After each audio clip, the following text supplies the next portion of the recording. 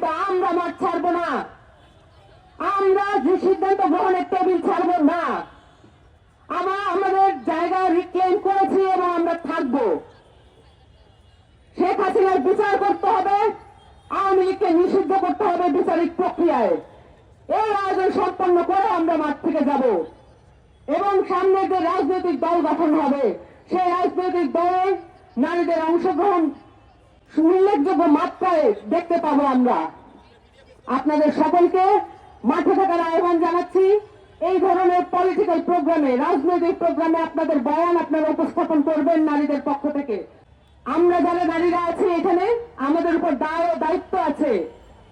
আমাদের পুরুষেরা যদি কোনো ভুলও করে সেটাও শুধরে নেওয়ার দায় ও দায়িত্ব আমাদের ঘরে অর্পিত হয়েছে।